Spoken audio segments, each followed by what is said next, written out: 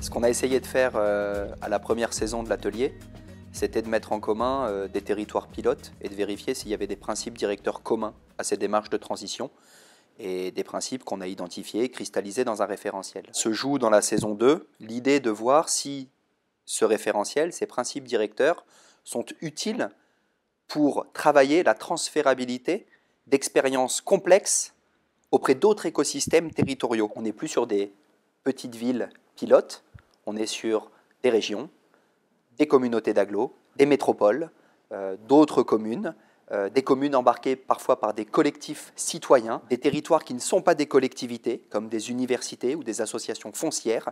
Donc voilà, une diversité d'échelles et d'acteurs pour questionner le transfert. Ce parti pris que ça passera par un mouvement des territoires amène à se poser la question de qu'est-ce qui peut faire bouger les territoires. Et en gros, soit on est plutôt dans des logiques yaka faucon, et puis voilà, en fait il ne se passe rien. En pratique, tout le monde en parle, mais il n'y a pas grand-chose qui bouge. Soit on est plutôt dans des logiques, bon, la technologie, la science va nous régler ça, et donc on remet aux ingénieurs notre destin entre les mains. Trouvez-nous des sources d'énergie propres, mais on continuera comme avant. Nous, notre conviction, c'est que ce n'est pas là que ça se joue, c'est que c'est dans une conduite de changement sociétal, c'est-à-dire que ce n'est pas de la faute des élus, de la faute des consommateurs ou de la faute du monde de l'entreprise, c'est une réorientation globale vers un modèle plus vertueux, qui respecte la planète et qui respecte plus l'humain. Et le travail que l'on fait actuellement, c'est de dire qu'est-ce qui peut permettre d'enclencher cette conduite de changement, ce changement d'imaginaire. Il faut à la fois agir vite, parce qu'on est dans une urgence climatique, écologique, et en même temps conduire le changement de posture, de travail, ce qui demande énormément de temps. Donc on est dans la gestion finalement de ce paradoxe, et l'atelier des villes pairs et territoires pilotes, c'est une réponse qui cherche à la fois à accélérer, tout en assumant le fait que ça doit passer par du sensible, de la compréhension individuelle et collective, de la montée en compétences collective sur ces questions, et que ça demande nécessairement du temps. L'atelier ville pair, territoire pilote de la transition, il cherche à répondre à une question qui est comment moi qui suis engagé dans une démarche de transition, je peux profiter de l'expérience d'autres acteurs. Alors l'expérience passée, accumulée, ou l'expérience d'autres acteurs qui sont en parallèle de moi et qui sont eux aussi engagés dans des démarches. C'est ça la question centrale, et elle se pose aussi bien à tous ceux qui aujourd'hui sont sur le terrain qu'à tous ceux qui cherchent à les accompagner. Un laboratoire comme Athemis, qui va accompagner des territoires, doit trouver une position et une posture qui fasse ressource pour ces acteurs. On mène aujourd'hui un programme de transition au sein de l'université, c'est-à-dire que l'université se transforme. Voilà. On aborde la transition en volontairement rénovant des locaux, créant des espaces qui sont des espaces partagés avec des étudiants. Voilà, on crée des espaces qui vont favoriser la collaboration. On essaie de casser les silos, de travailler en transversalité. Et donc à partir de là, effectivement, je me suis dit qu'une université en transition, qui est elle-même inscrite et un gros acteur de son territoire à Lille, a tout à partager sur sa propre démarche avec le collectif des villes pairs, et elle-même peut évidemment, elle-même et les représentants de l'université qui participent aux ateliers peuvent également s'alimenter de ce qui va être partagé, des réflexions qui sont menées pour continuer à conduire ce programme de transition. On considère que il y a différents points de vue qui sont absolument indispensables et complémentaires, parfois contradictoires, ce qui fait la richesse de cette mise en lien, à mettre ensemble. C'est le point de vue par exemple des élus, c'est le point de vue des techniciens des collectivités, c'est le point de vue des opérateurs économiques, c'est le point de vue des citoyens. Et donc ces différents points de vue sont absolument essentiels dans la mise en système de ce qu'on essaye de mettre en place. On pourrait imaginer de l'accompagnement entre pairs, c'est-à-dire d'élus un peu plus engagés, un peu plus en avance, qui sont en capacité de faire leur retour d'expérience à d'autres élus qui s'engagent de manière un peu plus nouvelle. Alors au départ, moi je connaissais un petit peu le travail qui était fait par l'Institut. Je me disais que j'avais envie sur le territoire sur lequel j'agissais et j'agis encore en tant qu'élu, j'avais envie de faire un saut dimensionnel sur les questions de la transition. Jusque-là, on accompagnait un projet ici, un projet là, et puis à un moment donné, on se disait mais non, il faut relier l'ensemble, il faut pouvoir aller de façon plus globale sur l'ensemble des projets que l'on portait. Et donc l'envie était de pouvoir emmener d'autres acteurs, c'est-à-dire briser les habitudes passées qui sont les élus travaillent en silo comme ça, les services travaillent en silo et de temps en temps ils font des appels à projets et il y a des associations qui répondent, briser tout ça et se dire à un moment donné on va regarder une problématique, on va regarder une envie et on va se mettre à travailler ensemble. Le principal point d'appui finalement c'est la reconnaissance que tous ces acteurs travaillent. Quand je suis un habitant sur mon quartier et que je m'engage comme ça dans une initiative, quand je suis un technicien dans une collectivité, quand je suis un élu qui pense une politique publique, quand je suis un acteur économique qui cherche à apporter une réponse nouvelle, je travaille.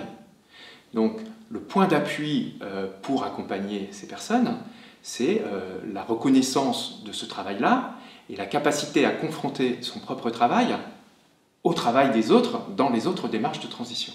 De travailler ensemble au même niveau, en se posant les mêmes questions, en s'écoutant et en regardant ce qu'on était en train de travailler ensemble, et du coup en écoutant tout ce qui se disait tout autour dans l'atelier.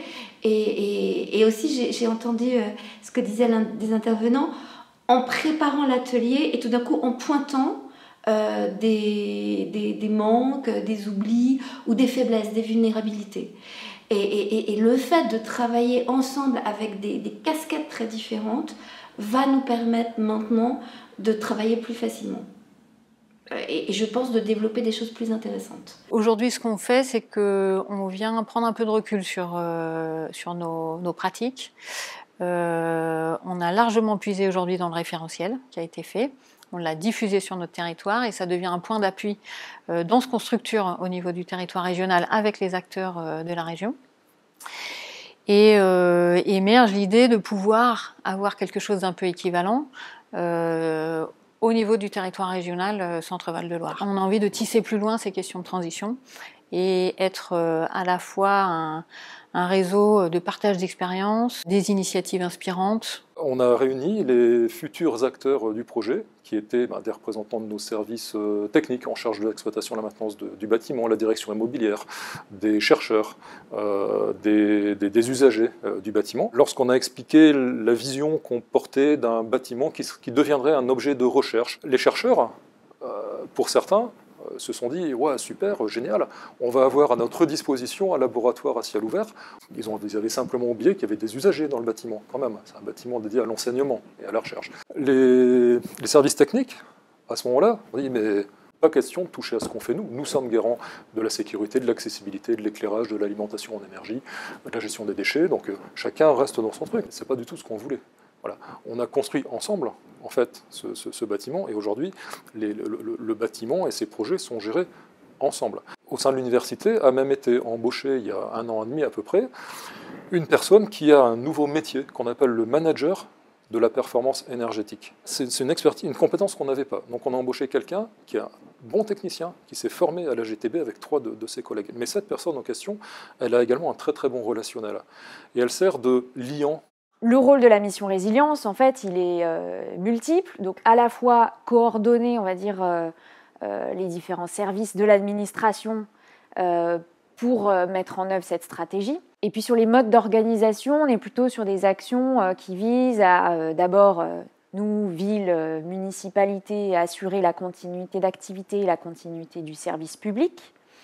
Mais aussi à mieux mobiliser l'intelligence du territoire, travailler avec les habitants, avec les citoyens, avec les entreprises, les opérateurs de réseau, partager les connaissances, comment on s'appuie sur les habitants, comment on leur donne davantage les outils, où on accompagne leur volonté d'engagement pour qu'ils puissent être en capacité de répondre à tous ces défis. Je suis très intéressé par la démarche Villepert parce que le cœur de l'activité, que ce soit le Collège des transitions sociétales ou la Fulchentrerie que je dirige, le club d'entreprise, on est confronté à la question de la coopération. Donc on est très intéressé par comment mobiliser les élus et les services du côté de la société civile, et à l'inverse, de voir comment les élus et les services s'intéressent à comment mobiliser la société civile m'intéresse également, puisque nous sommes dans la logique, dans la recherche d'une co-construction de politique publique, d'être co-auteur de politique publique sur nos territoires.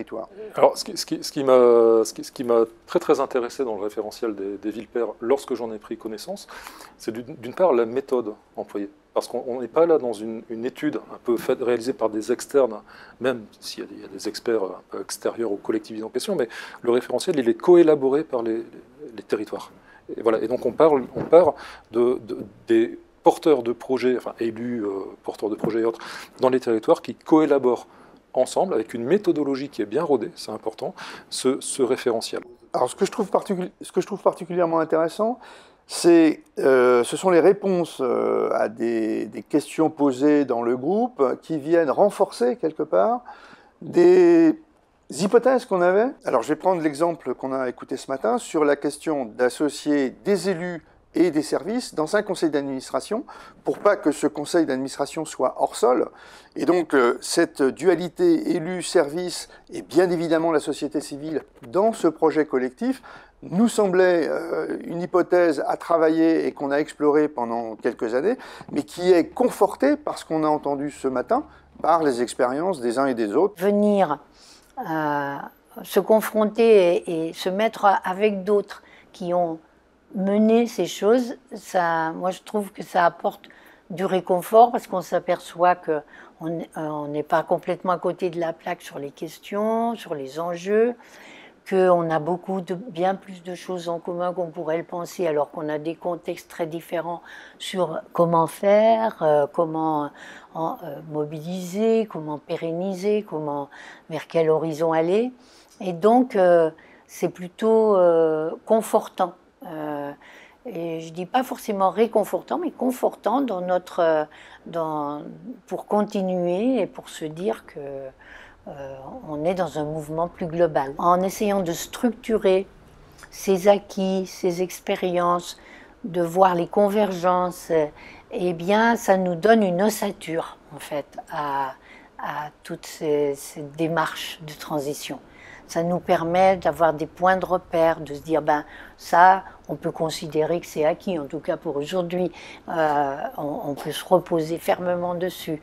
Ça, on voit que ce que je pensais très important, chez moi, en fait, je vois que ça peut être secondaire, parce que c'est pas ça qui était vraiment déterminant. Cette logique intégrée, multi-bénéfices, de recherche constante des co-bénéfices, moi je l'ai retrouvée dans le référentiel. Elle fait vraiment partie du référentiel des villes en transition et c'est une des clés, c'est-à-dire cette recherche permanente où on va tirer la pelote. Ok, on a un processus enclenché, des faits qui se sont penchés sur un berceau, un espace commun, un lieu de dialogue. Tirons les ficelles de tout ce que ça peut permettre en termes de politique publique. Et après, ça va varier évidemment en fonction des échelles. On discute à des échelles très très différentes. La ville de Paris, le Sangoël, nous dans le cadre du réseau des 100 villes, on discute avec Tokyo, Mexico. Mais finalement, on réalise qu'à toutes les échelles, selon les enjeux, on trouve des solutions. Et dans l'exemple des cours Oasis, des cours d'école transformés en Oasis, c'est vraiment ça, c'est-à-dire que ce sont les élèves qui vont dessiner leur cours d'école, les habitants du quartier qui vont définir ce qu'ils veulent faire de cet espace, et ça va venir irriguer ensuite les cahiers des charges, les CCTP de nos collègues, des sections locales d'architecture, etc., qui, par ce dialogue-là aussi, par cette ouverture-là, changent leur pratique progressivement, apprennent de nouvelles choses et viennent renforcer eux aussi leur expertise. On ouvre nos chakras aussi, entre guillemets, au sein de l'administration. Et cette porosité, ce dialogue entre les expertises du territoire, mais y compris l'expertise usagée, elle est vraiment très intéressante. En tout cas, c'est ce qu'on va chercher au quotidien. Ces échanges à l'atelier des villes pairs, ils permettent aussi, d'une certaine manière, de retrouver une famille professionnelle, où on partage vraiment ces ingrédients, ou ce qui dans le référentiel s'appelle les balises, mais qui sont en fait des sortes d'invariants qui nous permettent vraiment d'agir ou de trouver des repères. Disons que le groupe de travail des villes pairs nous permet à nous, en tant que collectivité, de prendre un peu le temps de se poser, d'être dans l'analyse de pratique, à la fois les nôtres et à la fois celles d'autres territoires, et de tirer des enseignements voilà, des questionnements, parce que évidemment, l'action publique, elle se construit avec les gens, avec les questionnements. Alors, la ville de Paris, qui a lancé une invitation très très large auprès des habitants pour qu'ils deviennent des...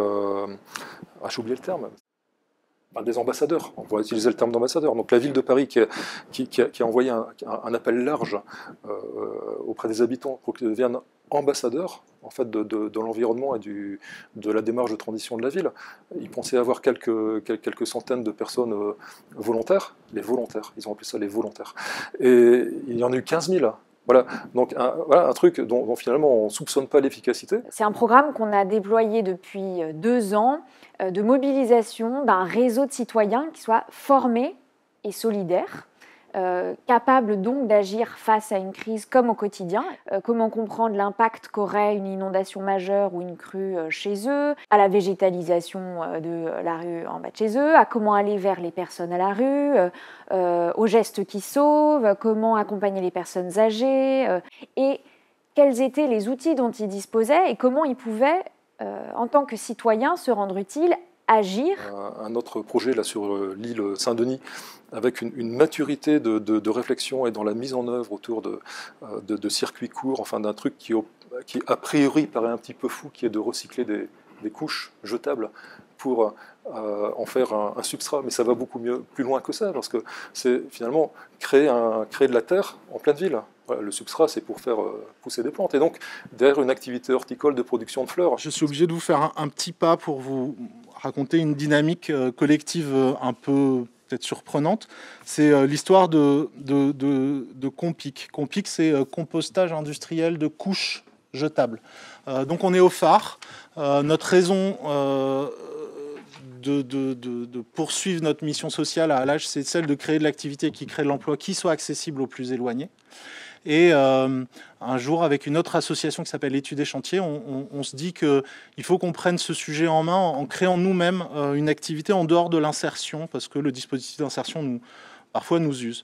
Et on va rencontrer une troisième personne, particulièrement énervante, parce qu'elle a moins de 40 ans, il est beau, sa famille est formidable, et puis il est polytechnicien, donc il finit vos phrases avant que vous les ayez commencées. Et on lui dit... travaille sur un sujet qui est celle de fabriquer des isolants biosourcés. On est sur un territoire qui construit, la question des filières et des origines des matériaux nous interroge. Il réfléchit quelques jours et il dit ça ne marchera pas, trop d'énergie consommée à recycler, donc on perd l'avantage du principe même de réemploi. Donc par contre, on va pouvoir les composter. Par exemple, quand on va demander à Stéphane de parler de la trajectoire d'Allage et de son travail, lui, ça va l'amener à mettre des mots. Et donc ça va l'amener à prendre conscience, à construire une pensée sur son propre travail. Donc ça, c'est déjà finalement un travail de réflexivité qui est utile pour la personne. Et quand il va partager son expérience avec celle des autres participants, ça va créer un écho, un double écho. Je prends appui sur le référentiel, mais j'installe autour du référentiel un espace qui permet à chacun de parler de son propre travail et d'avoir l'écho de pairs, c'est-à-dire de personnes qui sont confrontées aux mêmes enjeux de travail. Et ce faisant, on construit une appropriation des enjeux et finalement un transfert d'expérience d'une situation à une autre. Et ils nous tiennent debout. C'est ça, être debout, avancer, se tenir debout et dans se tenir debout, faire aussi que tout le monde se tienne debout et contribue à sa façon à ces changements qui nous sont imposés. Et donc, il faut qu'on ait une ossature et individuelle et collective. L'expérience des autres, elle est absolument fondamentale. D'abord pour comprendre ce qu'on vit soi-même, parce qu'en fait, on a besoin de cet effet miroir pour soi-même comprendre où on se situe dans le monde, dans la société, dans son activité. Et donc, sa propre expérience est absolument indispensable aux autres pour qu'ils puissent eux-mêmes mener leur projet. Et ce qu'on joue ici dans l'atelier, c'est justement un éclairage de l'expérience des uns et des autres pour être en mesure, les uns par rapport aux autres, de se situer collectivement. L'idée, c'était de vous mettre un petit peu, vous retracer la jeunesse du projet. Nous, on est sur un jeune projet, hein, contrairement à ce matin, qui n'est pas non plus un vieux projet, mais nous, on est encore plus jeune. Et donc, l'idée, ça va être, avec cet exercice-là que je vous propose, c'est de vous remettre dans l'état d'esprit vraiment de la jeunesse du projet. L'idée de discuter de, comme l'a souligné Bertrand, c'est le contenu technique. C'est ce qu'il faut faire pour tenir le 1,5 degré. On l'impose, comme c'est proposé là, ou on le fait nous-mêmes. En tout cas, il faut le faire pour tenir le 1,5 degré. Et là, on est en janvier 2019, première réflexion, et la Fondation de France lance un appel à projet qui s'appelle « Transition écologique, ici et ensemble », qui, en gros, répond bien à ce que, du coup, j'avais envie de faire et ce que j'avais proposé à Alexandra et Frédéric, on va les voir juste après, de dire, bon, ben, on essaye autre chose, on essaye notamment de s'appuyer sur les citoyens, de faire prendre conscience aux citoyens de ce que vous venez peut-être un petit peu de vivre là, de dire mince, on est encore très loin du compte en fait. Et donc on continue à se voir et on travaille sur le projet et on monte l'association Vent d'Ouest qui va être porteuse du projet. Du coup nous le propre du projet, on n'entre pas, ça va être je crois l'objet de questionnement, on n'entre pas par une porte thématique, par un projet emblématique qui prend une entrée et puis qui propose ensuite d'impulser quelque chose. On propose de travailler largement sur toutes les thématiques, d'alimenter les réflexions et puis de faire émerger du coup des choses. Pour nous, c'est des choses qui racontent la façon dont les gens sont en train d'inventer l'avenir sur les territoires.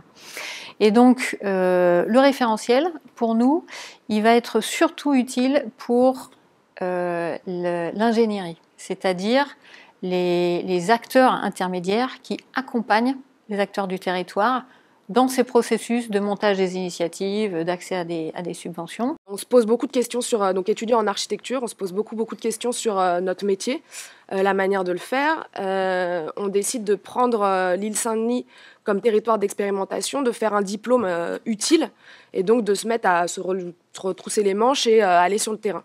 À l'époque, voilà, c'est des idées d'étudiants, donc on a des connaissances par nos différentes expériences de ce qu'est la collectivité, de ce que sont... voilà, qu'est-ce qu'est un quartier populaire, etc. Mais du coup, il va falloir qu'on le confronte au réel. Ce diplôme se passe plutôt bien et c'est pour vous expliquer un peu la posture aussi de cette commune. C'est pas pour rien qu'on l'a choisi aussi au départ. On vient d'avoir notre diplôme, on monte une association et on nous dit voilà, ce que vous avez fait, c'est plutôt intéressant, ça ouvre des pistes. On vous fait confiance et on vous demande de défricher un peu, de voir... comment se placent les habitants par rapport à ce qui peut leur arriver, par rapport à ce gros programme. Allez-y. Voilà. Donc on écrit un peu ça ensemble. Et nous, on est libre de toute proposition. À partir de ça, du coup, on crée différents dispositifs et puis on est confronté à la question de la mobilisation habitante. À chaque époque, je suppose que les gens pouvaient construire leur futur. Mais là, je pense qu'on vit une époque, effectivement, où on a bien conscience en fait, des problématiques qu'on a affrontées, qu'on doit déjà affronter, qu'on aura affrontées de plus en plus dans l'avenir. Sauf que, pour moi, il faut se positionner comme des constructeurs de l'avenir. Voilà, quel futur on souhaite et comment, effectivement, on le fait. Et là aussi, cette démarche des ateliers des villes-pères, territoire pilote de la transition. Une ville est une ville en transition, un territoire est en transition parce qu'il a compris qu'il devait construire son propre avenir et l'avenir de la planète. Et c'est parce qu'on va le faire collectivement qu'on va créer l'assemblage de sociétés qui va permettre de répondre aux problèmes. En tant que maire, j'ai qu'une toute petite partie du problème. Chaque citoyen, il en a une petite partie. Chaque acteur économique aussi. Et c'est la convergence de ces acteurs dans une vision. Si la France pouvait, dans les 5 ans qui viennent, se donner une vision partagée de ce que serait son développement dans une logique de transition et que c'était tout le monde ensemble pour le porter, ça aurait une puissance de feu extraordinaire.